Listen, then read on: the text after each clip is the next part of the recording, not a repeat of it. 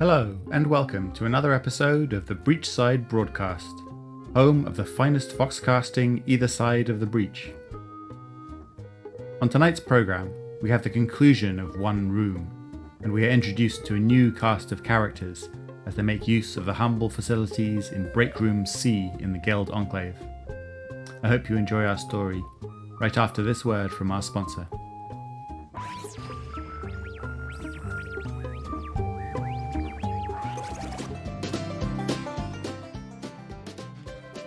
This episode of the Breachside Broadcast is brought to you by Geppetto Monteverdi's Coffee Machines.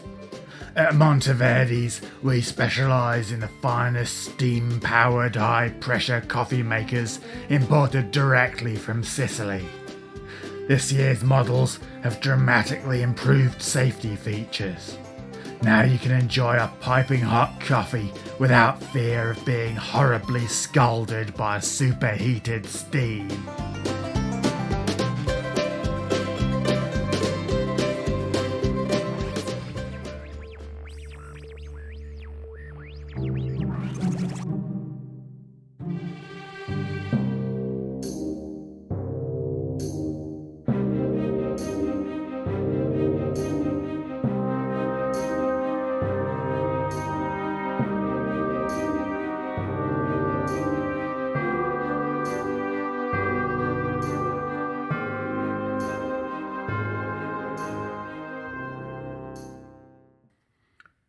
The Guild Enclave, Break Room C, 12:20 p.m.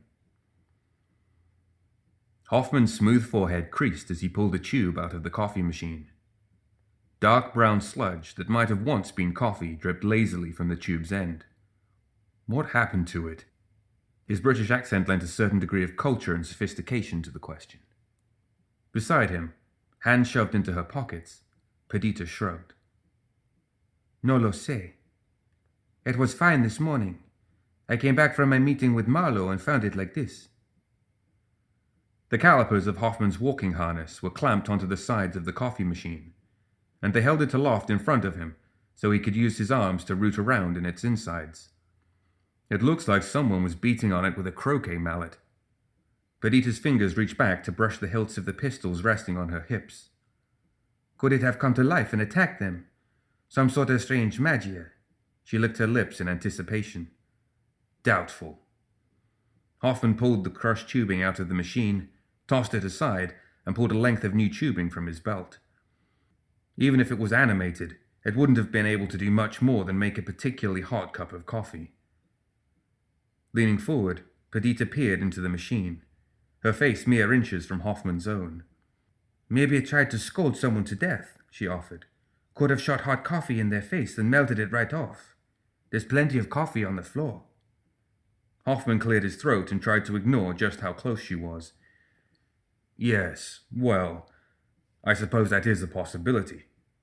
The calipers of his harness turned the machine to the side, bringing its dented front into view and forcing Perdita to take a step back. It seems more probable that a large gentleman decided the coffee was not to his taste and chose to repeatedly kick the machine until it malfunctioned. Perdita's lips pursed. A large hombre. She felt a moment of concern, though it dissipated when she remembered that Santiago was down in Edge Point today and not in the city. That's terrible, she agreed, reasonably certain that the broken machine probably wasn't her family's fault. I could try tracking him down if you want. It might still be a doppelganger. I doubt that will be necessary, he said, turning the machine back around. Most likely, one of the guardsmen didn't understand how the machine worked, and decided to take out his aggression upon a helpless machine. Could be Dashiell, she offered. Lucius Campinci are always walking around like they own the place, and he's big enough to hammer a dent in the thing. Hoffman's calipers lifted the machine higher as he pulled a screwdriver from his belt to tighten fittings. The good Captain Dashiell has been involved in a very lengthy court-martial hearing since the start of the month.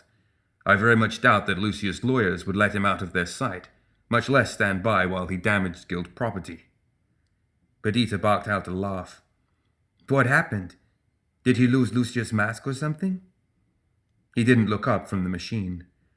I'm not fully acquainted with the details, but I believe that it has something to do with an unprecedented abuse of guild resources, unauthorized shift changes, and documented guardsmen being assigned to missions only to disappear shortly afterwards. That sort of thing. Huh. She scratched her nose. So he's taking a fall so that Lucius can wash his hands of whatever bookkeeping mess his elite division created. Hoffman paused to glance her way.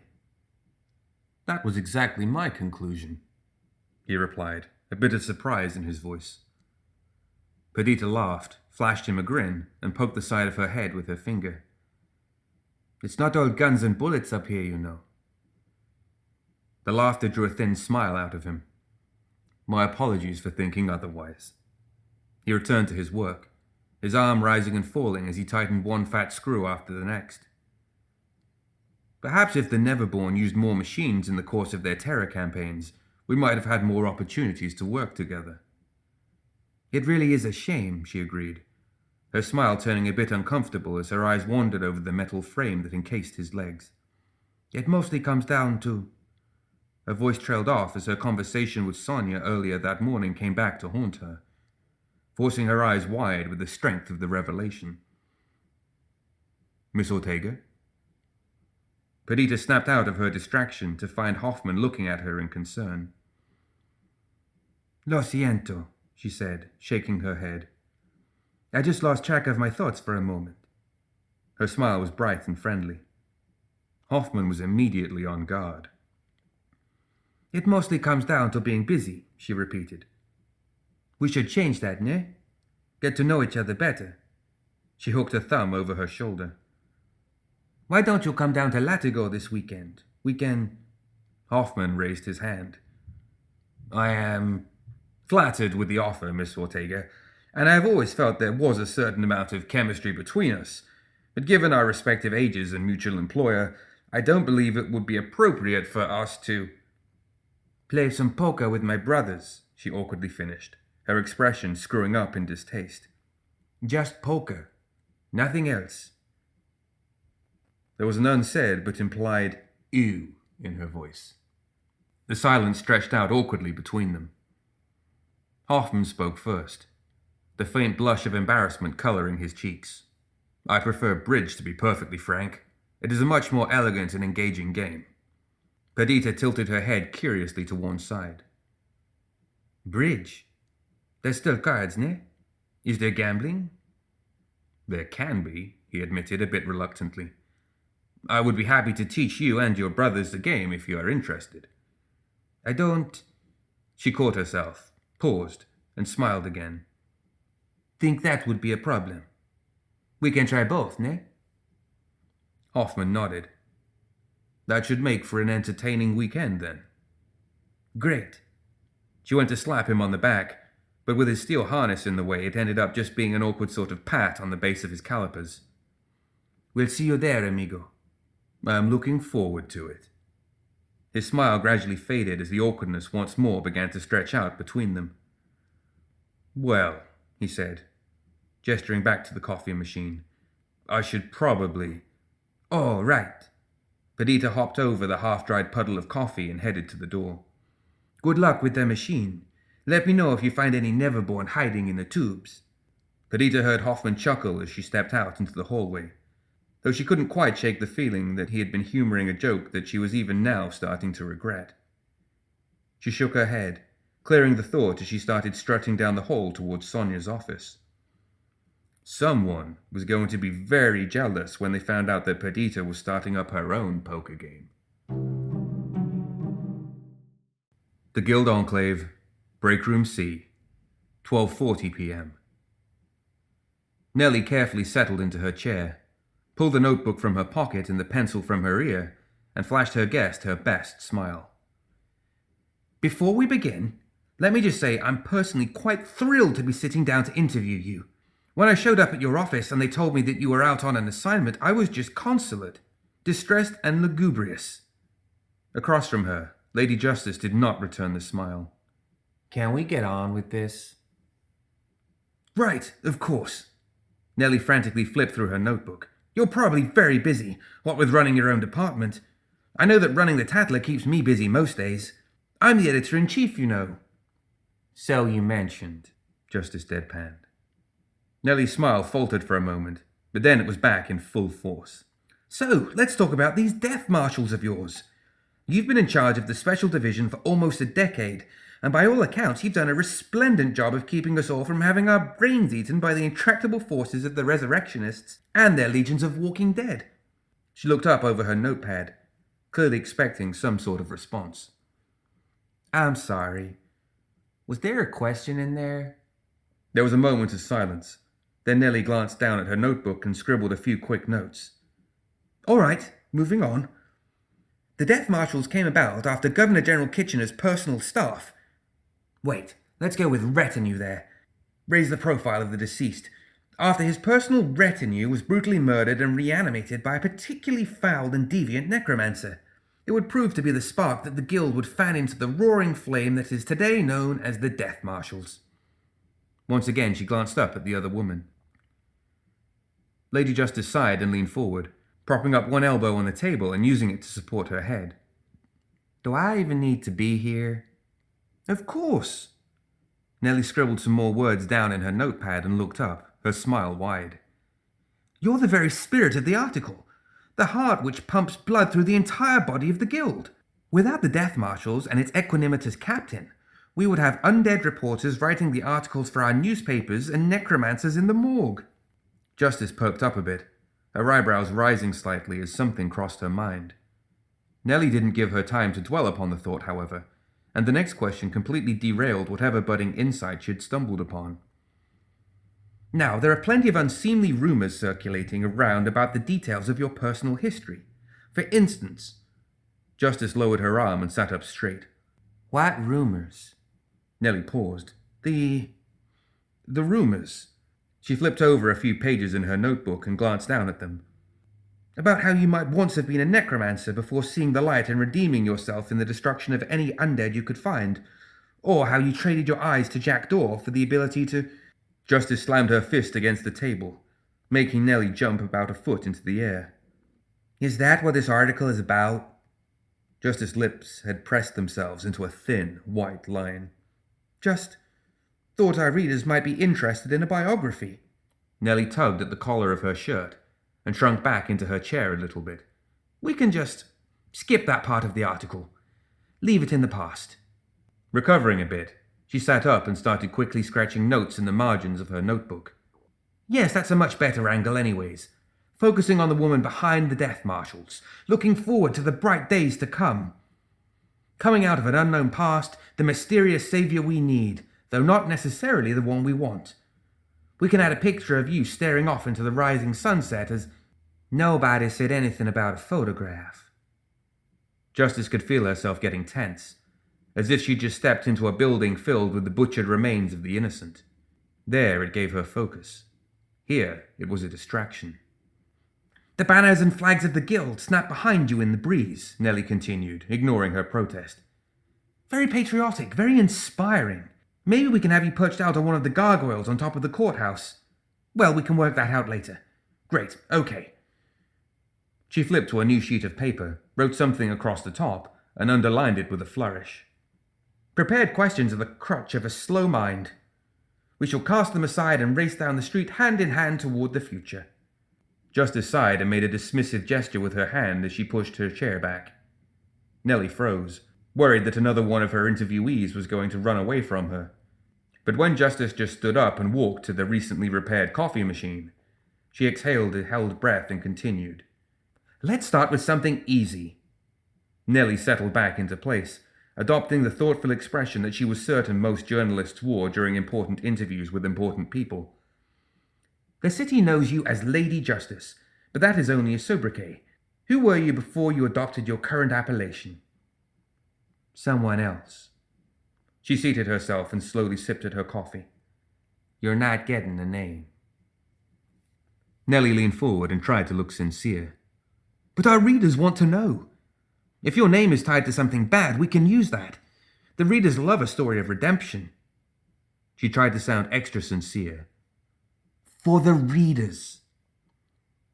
Justice just sipped quietly at her coffee, unmoved by the plea. "More mystery." Nellie fell back into her chair with a defeated sigh. Okay, sure. So maybe... She stared up at the ceiling for a moment, her eyes crinkling in thought. Then suddenly she bolted back upright. I've got it! We'll just skate around that issue. Portray you as selflessly setting aside your name in pursuit of a higher purpose. That, at least, is accurate, Justice added, drawing a relieved look from the reporter. Then let's talk less about you and more about your co-workers. Nellie once again flipped through her notebook. It says here that you work with the judge and the jury. I assume that these people have also set aside their names in the magnanimous pursuit of citywide eudaimonia. Justice paused at the strange word, her cup halfway to her lips. They set aside their names as well, she clarified, sidestepping the issue neatly. Nellie nodded and made a quick note. That should play well. And you and this judge are in some sort of romantic relationship? Should we be expecting wedding bells? Cup to her lips, Justice all but choked on her coffee. She hunched forward, coughing, as she held the shaking cup away from her. What is wrong with you? She choked out. People want to know, Nellie insisted, eyes wide, her pencil clenched so tight that her fingers were turning white. Are you all right? Justice shook her head as she stood, pounded her chest with a fist, and coughed more. Once she could breathe again, she jabbed a finger at Nellie as she stumbled out of the office. This interview is over, she shouted behind her. If you print any of that, I'll toss you in a pine box myself. Nellie waited in silence, staring at the door for a few moments longer. In her experience, they sometimes came back to threaten her again, and it was never good to have your back turned when that happened. When it seemed unlikely that Justice would return, she glanced down at her cluttered notepad. She could see the framework of the story starting to take shape in her mind. The tale of a dedicated and humble woman, working alongside the man she loved, each of them too proud to acknowledge the love between them. It wasn't precisely the story that Marlowe had asked her to tell, but he was only the Governor-General, whereas she was an editor-in-chief, she reminded herself. Not the worst interview this week, Nellie noted with a pleased smile. The Guild Enclave, Break Room C, 4:12 p.m. Lucius didn't so much walk down the hallways as glide down them, the nucleus at the center of a small pack of sycophants and hangers-on. A year ago, he would have thought himself below such petty desires. But since Marlowe's appointment to the position of Governor-General, he had found it increasingly difficult to manipulate the inner workings of the Guild. Now he was little more than a petty politician, a cat who had been declawed and tossed into a bedroom, denied even the pleasure of being able to ruin its owner's furniture in revenge. Lucius was also, he realized, in something of a mood. Sure. A thin, reedy man pushed to Lucius' side, a wide clipboard in his hand. Yes, Secretary? His eagerness to serve might have been amusing in the years prior. Now Lucius only found it grating. Please inform Governor Marlowe that I will be taking a brief trip down to Edge Point on the morrow. Important business concerning the zoning codes. Very complicated and boring. If he asks for more details, inform him that I will catch him up to speed when I return. Shaw frantically copied Lucius' words down onto his clipboard. Should I book a ticket as well, Secretary? Lucius stopped walking and turned to face the man, causing the cloud of sycophants around them to stumble to an unexpected stop. Shaw visibly wilted beneath Lucius' gaze, his shoulders trembling as he mumbled a terrified apology. If I wish for you to handle my travel arrangements, he said, speaking each word clearly and distinctly so as to evoke as much terror as possible, I will tell you. The man whimpered, and with a tap of his cane against the floor, Lucius was in motion again. Terrorizing the pathetic human was beneath him, of course, but it ensured that the man knew his place. That it made Lucius feel like he still had some semblance of power was entirely coincidental. Beckett. A masked lawyer appeared at his side. Draft a letter to... He was interrupted by a sudden scream from a nearby break room. Lucius stopped, folded his hands over the head of his cane, and waited, his gaze upon the door. The masked lawyer glanced from the room to Lucius, to the room, to back to Lucius. "Should we—" Lucius cut him off with a raised hand, and the group fell into silent, nervous waiting. A minute later, a guardsman stumbled out of the break room, holding a severed human head in her arms. The blood from its neck, Lucius noted, wasn't dripping onto the floor despite its jagged wound of a neck, nor was it smearing across her uniform. A few blood droplets hovered along the edge of its ragged neck, like tiny beads of bright candy. The head had been frozen, probably left in the icebox. McMorning. The guardsman looked around, wide-eyed and confused before she finally realized just whom she was looking at. The head, she stammered, looking down at it before awkwardly holding it out toward Lucius. "Someone put a head in the icebox." Lucius lifted his cane and pointed it at the woman. "Sarden, this woman is a resurrectionist."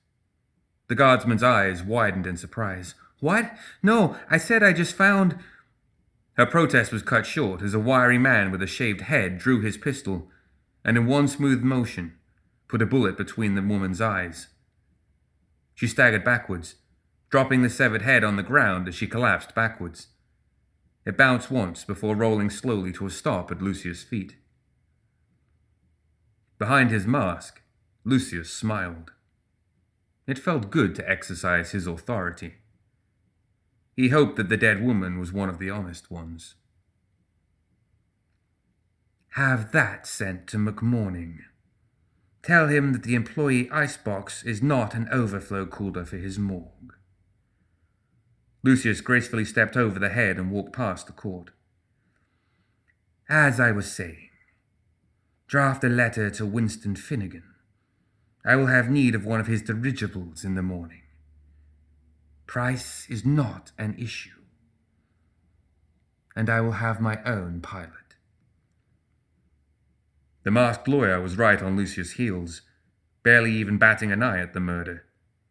The others were stunned, but one by one they skirted past the corpse and the severed head and fell into place behind Lucius' coattails.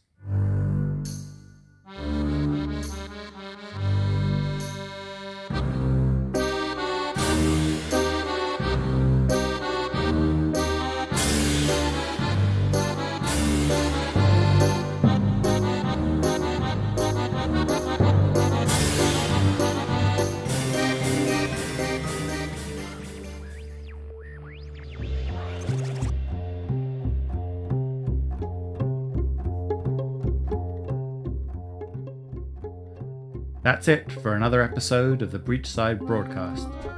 Join us next time for a brand new story on Tales of Malifaux.